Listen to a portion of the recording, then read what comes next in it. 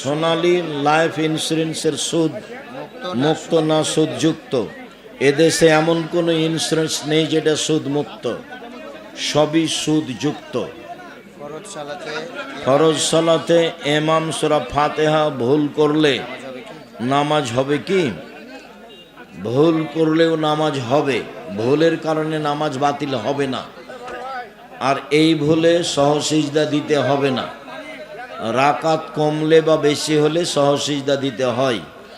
আত্তাহিয়াত ছুটে গেলে সহসিজদা দিতে হয়। সূরাতে ভুল হলে সহসিজদা লাগে না।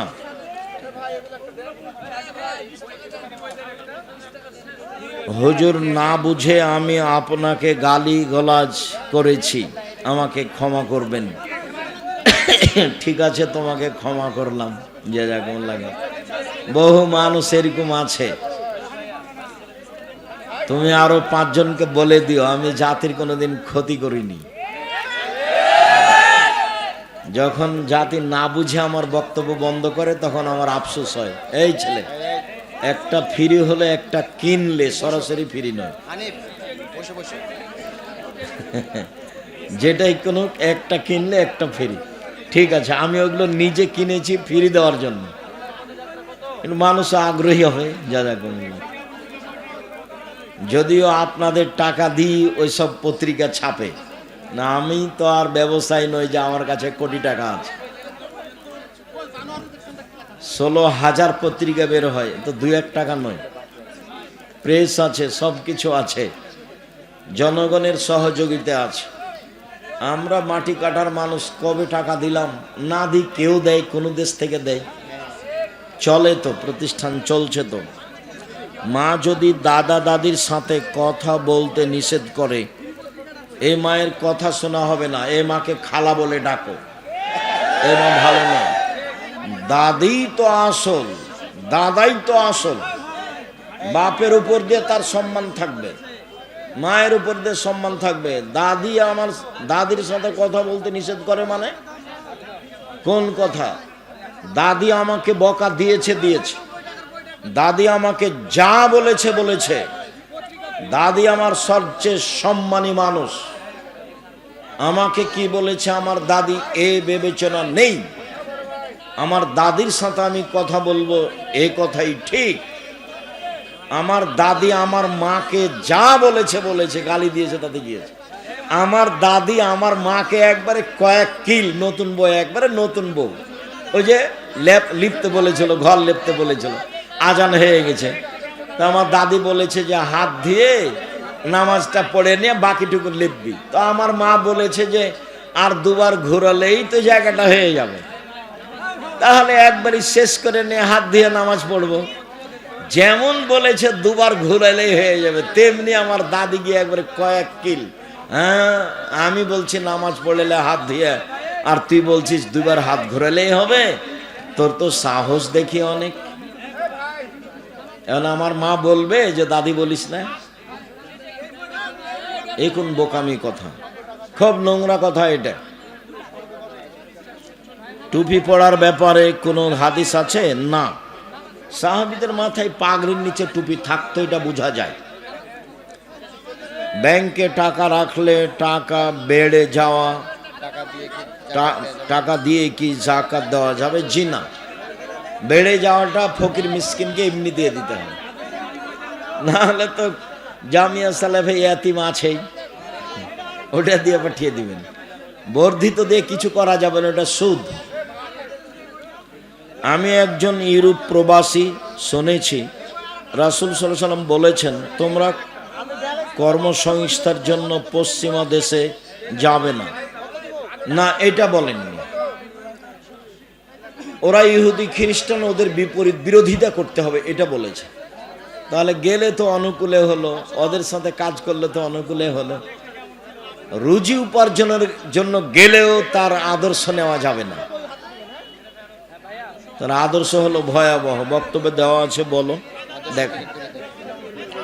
তাদের কৃষ্টি কালচার আদর্শ থেকে দূরে থাকতে হবে, এই ব্যাপারে হাদিস নেই। আল্লাহুম্মা সাল্লি আলা নবিয়ানা মুহাম্মদ এই দুরুদ পড়া যাবে কি যাবে না? পড়লে গুনাহ হবে। দুরুদে ইব্রাহিম, বাস দুরুদে ইব্রাহিম, আর নাম আসলে সাল্লাল্লাহু আলাইহি ওয়াসাল্লাম। অজু করার সময় নাকে ও মুখে একসাথে পানি না দিলে কি অজু হবে? হবে। একসাথে পানি দেওয়ার হাদিস অনেক বেশি, বুখারী মুসলিম। একবারে অঞ্জলিতে পানি নিয়ে মুখে দিবে একটু আর নাকে দিবে একটু, এর সংখ্যা বেশি। আর পৃথক পৃথক হাদিসও সহিহ।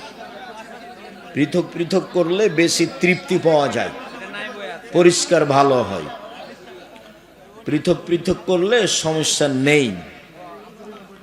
অজু করার পর কোনো অংশ শুকনো দেখতে পেলে আবার অজু করতে হবে? জি না। অজু করার পরে কোনো জায়গা শুকনা দেখলে পানি দিয়ে ভিজিয়ে দিবেন, ভিজা হাতটা তার উপরে মুছে দিবেন। মাযহাব কখন অনুসরণ করতে হবে? মাযহাব কেন অনুসরণ করবা? যে মাযহাবের অনুসরণ করবা তাকে যদি আল্লাহ কিয়ামতের মাঠে বলে যে ইমাম আবু হানিফা কি তোমাকে মানতে বলেছে, তখন উনি যদি বলেন না, তাহলে তোমার কি হবে? আমি মাযহাবের কথা বলি না, আমি বলি কোরআন ও সহিহ হাদিস। আমার জীবনে আমি কোনোদিন মাযহাব নিয়ে কথা বলি না। আমি একজন নার্সিং স্টুডেন্ট।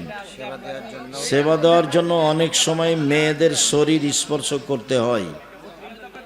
কথাগুলো কালকের না কবেকার জিজ্ঞাসার সাথে হুবহু মিল খাচ্ছে কেন?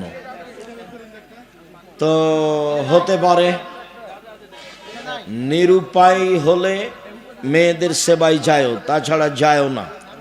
পুরুষের সেবায় থাকবা, নিয়ত ভালো থাকে যেন।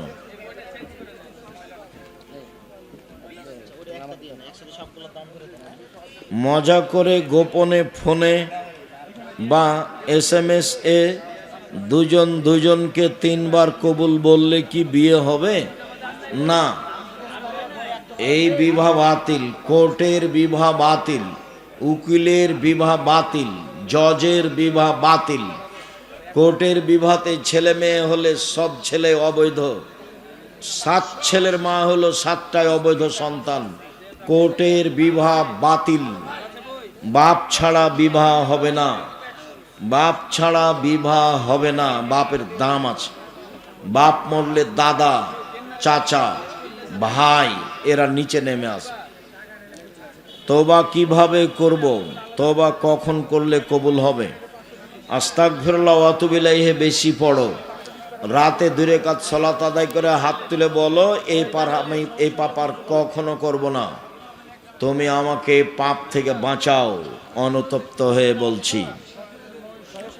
আমি একজন ছাত্র, টিউশনি করে টাকা ইনকাম করি। মেয়েদেরকে পড়ালে কি টাকা হালাল হবে? নির্জনে কোনো মেয়েকে পড়াতে পাবা না। পড়ালে তার মা পাশে বসে থাকবে, নইলে আরো 5 জন হতে হবে, ইসলামী পোশাক হতে হবে। জুমার দিনে খুতবার পরে আজান দেওয়া হয়, সেটা জায়েজ না? আজান একটাই, যখন খুতবা শুরু হবে তখন বাস একটাই আজান, রাসূলের সুন্নাত। এশার সালাতের পর ভিতরের সালাত না পড়লে সালাত আদায় হবে কি? ভিতরের সালাত ফজরের আজান পর্যন্ত পড়েন, যখন সহজ হয় 1 রাকাত পড়বেন, চাইলে 3 রাকাত, চাইলে 5 রাকাত, 1 রাকাত বেশি পড়বেন। আর কেউ যদি দোয়ায়ে কুনুত পড়তে চায়, তাহলে দোয়ায়ে কুনুত প্রতিদিন পড়তে হবে না। কেউ যদি কোনো দিন দোয়ায়ে কুনুত পড়তে চায়, তাহলে ভিতর সালাতে পড়বে। কেউ যদি কোনো দিন দোয়ায়ে কুনুত পড়তে চায়, তাহলে ভিতর সালাতে পড়বে। কেউ যদি কোনো দিন দোয়ায়ে কুনুত পড়তে চায়, তাহলে ভিতর সালাতে পড়বে। রুকুর আগে হলে বুকে হাত বাঁধা থাকবে, রুকুর পরে হলে উঠাবে। সাহারির শেষ সময় কিভাবে নির্ধারণ করা হয়? এই 50-60 আয়াতের পড়ার মতো সময় থাকবে, এরকম সময়।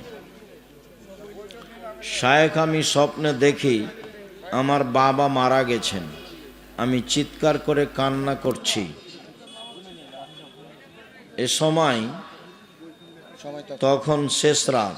এই স্বপ্ন দ্বারা আমাকে পরিষ্কার বলুন, স্বপ্ন ভালো লাগলে কাউকে বলতে হবে, খারাপ লাগলে কাউকে বলতে হবে না।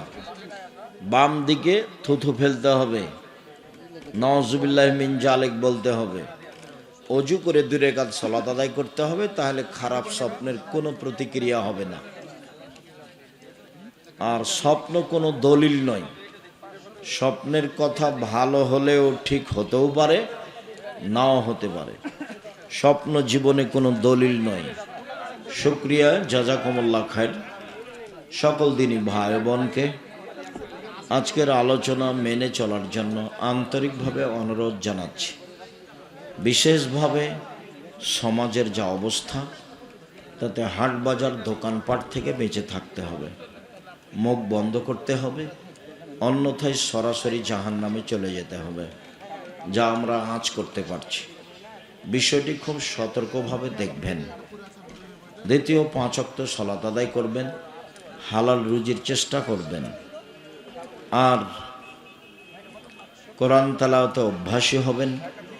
আমার দিনী বোনদের অনুরোধ জানাচ্ছি, আপনারা 5 ওয়াক্ত সালাত আদায় করবেন, স্বামীকে মেনে চলার চেষ্টা করবেন, বাপের কথা মতো চলার চেষ্টা করবেন। আল্লাহ ভালো পথ সহজ করে দিবেন ইনশাআল্লাহ। আপনারা খালি চলে যাবেন না। আপনারা আমার জন্মভূমির মানুষ। আপনি বক্তব্য শুনতে আসলে আমাকে ভালো লাগে, বই পুস্তক শুনতে নিলে ভালো লাগে, আমার সাথে কোনো পরামর্শ করলে ভালো লাগে। মাঝে মধ্যে আমার আফসোস হয় যে আমি নিজের জন্মভূমিতে অনেক জায়গায় কথা বলতে পারি না। হরিমোহনে প্রোগ্রাম ছিল, হরিমোহন স্কুল মাঠে।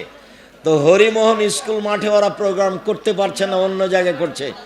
চাঁপাইনবাবগঞ্জের মাটিতে এমন কোনো মায়ের বেটা কে আছে যে ধর্মকে নতুন ভাবে পেশ করতে পারে? ঘুঘুরা তুলে দেব, কে আছে এমন? ওই মাঠে বক্তব্য দেওয়ার যোগ্যতা আমি রাখি, আলহামদুলিল্লাহ।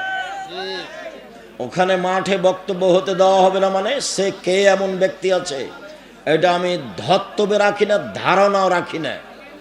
তবে এই জুলুমের অবসান ঘটেছে, আরো ঘটবে। এই জুলুমের অবসান ঘটেছে, আরো ঘটবে। কোন সাহসে তুমি এই কাজ করতে যাও? কোরআন হাদিস তুমি কি বুঝো? তুমি কোরআন হাদিস কি বুঝো? তুমি মুখ দিয়ে শব্দ বের করলে ভুল হতে পারে। তুমি কি বুঝাতে চাও? আমাদের বক্তব্য কেন বন্ধ হবে? কেন হতে দেওয়া হবে না? কোথায় রহস্য? স্পষ্ট করো। সম্মানিত দিনী ভাই বোন, চাঁপাইনবাবগঞ্জ আমার জন্মভূমি জেলা, রাজশাহীর পাশে আছি, আপনাদের পাশে আছি। আপনাদেরকেও আমি আমার জন্মভূমি এলাকার মানুষই মনে করি। কাজে আপনারা আসলে ভালো লাগে, পরামর্শ চাইলে ভালো লাগে, পরামর্শ দিলে ভালো লাগে। জামিয়া সালাফিয়া আমি একাই গড়িনি, চাঁপাইনবাবগঞ্জ রাজশাহী জেলার মানুষের জামিয়া সালাফিয়া। জামিয়া সালাফিয়া রাজশাহী যেটা, সেটা 50 বিঘা জমির উপরে ছেলেদেরটা, আর মেয়েদেরটা তানরে প্রায় 60 থেকে 70 বিঘা জমির উপরে। জামিয়া সালাফিয়া যেটা রূপগঞ্জ, নারায়ণগঞ্জ, ঢাকায়, সেটা প্রায় 100 বিঘা জমির উপরে। যেটা দিনাজপুরে, সেটা প্রায় 20 বিঘা জমির উপরে। 300 জন শিক্ষক শিক্ষিকা আছেন। 40 লক্ষ টাকা মাসে বেতন লাগে। 40 লক্ষ। শিক্ষক জানেন না কিভাবে প্রতিষ্ঠান চলে, ছাত্র জানে না কিভাবে প্রতিষ্ঠান চলে, কমিটি জানে না কিভাবে প্রতিষ্ঠান চলে, আমি নিজেই ভালোভাবে জানি না কিভাবে চলে। অতএব আপনাদের নিজস্ব সম্পদ মূল্যায়ন করার চেষ্টা করবেন।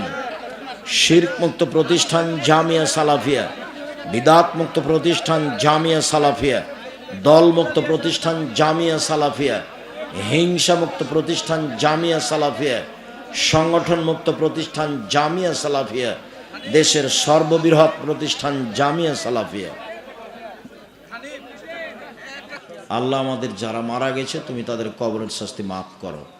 যারা আমরা অসুস্থ তুমি তাদের আরোগ্য দান করো। যারা আমরা বেঁচে আছি তুমি তাদেরকে তোমার রাসূলের পদ্ধতি অনুযায়ী চলার তৌফিক দান করো।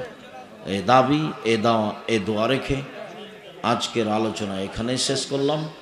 সুবহানাকা আল্লাহুম্মা ওয়া বিহামদিকা আশহাদু আল্লা ইলাহা ইল্লা আনতা আস্তাগফিরুকা ওয়া আতুবু ইলাইক। আসসালামু আলাইকুম।